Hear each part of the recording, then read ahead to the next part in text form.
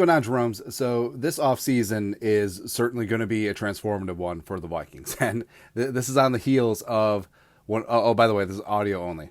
I know people get confused, but occasionally we like doing just the audio only rant.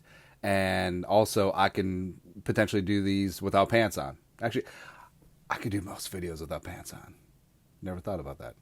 Anyways, but the Vikings offseason, they got a lot of decisions to make. Not only quarterback, but they made a very substantial one in the commitment to Kevin O'Connell. Reportedly a 5-year extension, a little bit longer than J.J. McCarthy's rookie deal. But he, general manager Kwesi Adofo-Mensah, and quarterback J.J. McCarthy should and could be tied at the hip. And they all rise and fall together. It's exactly what it should be, right? But a lot of people raised eyebrows. How come Kwesi hasn't gotten his extension yet? And generally, when teams announce extensions of the GM and head coach, usually they announce them together, right? But the Vikings, I understand why it's taking a while, right? And it's not because they have reservations about Kwesi. It might be it.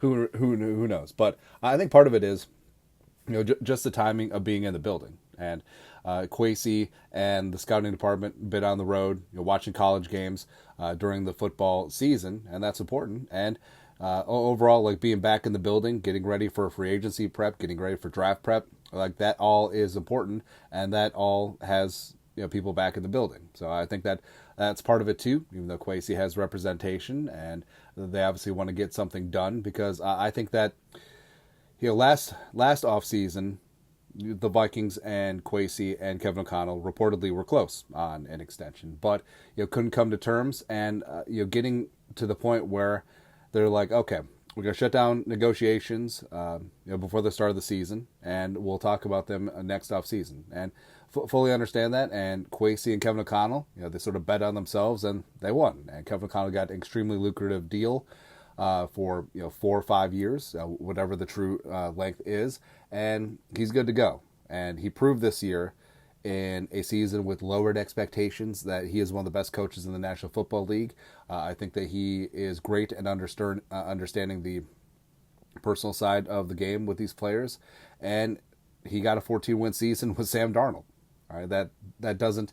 That should not go, without saying. And obviously, winning Coach of the Year, getting that recognition, should have won 2022. And the Vikings, they do have solid leadership at the helm. And with Kwesi, I understand people still hold the 2022 draft against him. I get it. But also, who had a bad draft? Lots of people. Yeah. But one draft does not make a team.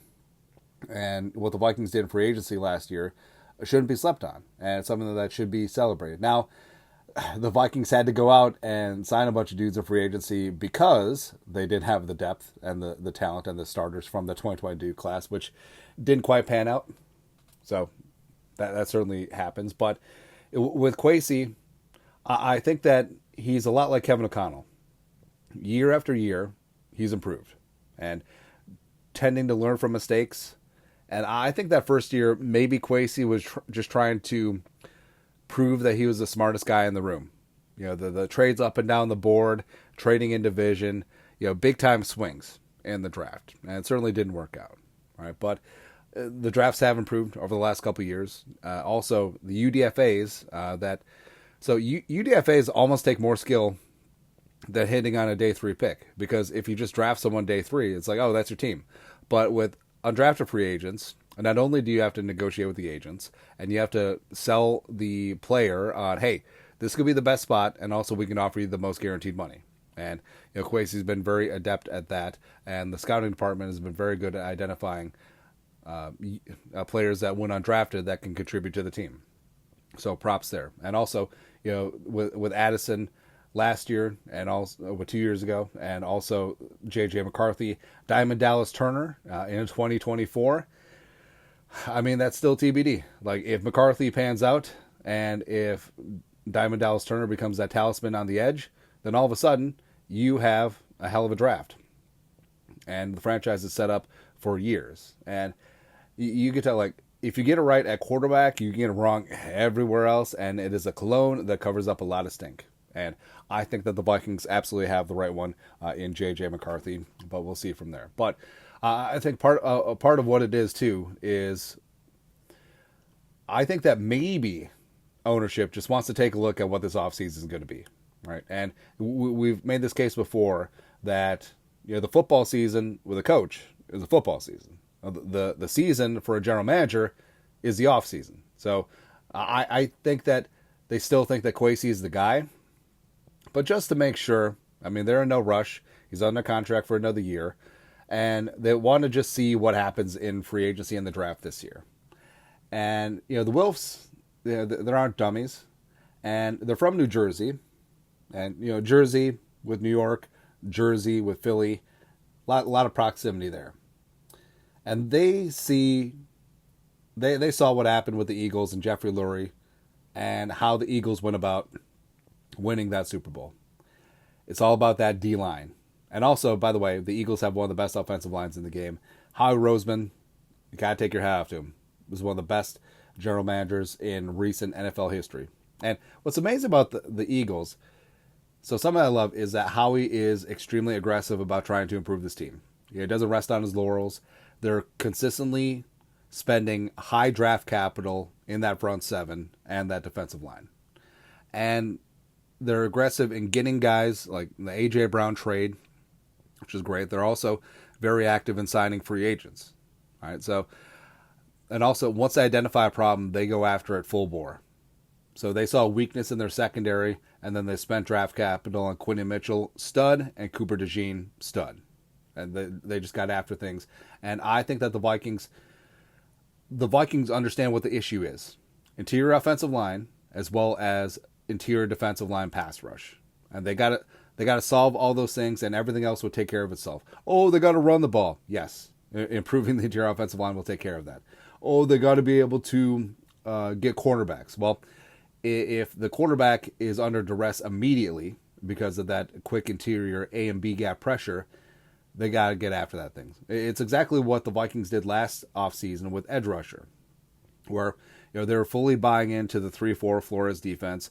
They let go of Danielle Hunter, they let go of Wanham, they let go of Marcus Davenport, and they went hard in the paint. They spent premium draft capital moving up for Diamond Dallas Turner after they signed AVG, Grenard, Hottie Ward in free agency. And the Vikings turned Danielle Hunter and the supporting cast into one of the best edge rushing rooms in the National Football League. It was awesome to see. And they got to hammer things just like they did with last year with edge on the D-line and interior offensive line. And I think that's what the Wilfs were waiting for. They just want to make sure. Like, they obviously believe in Kwesi, they believe in Kevin O'Connell, they believe in the direction of the team.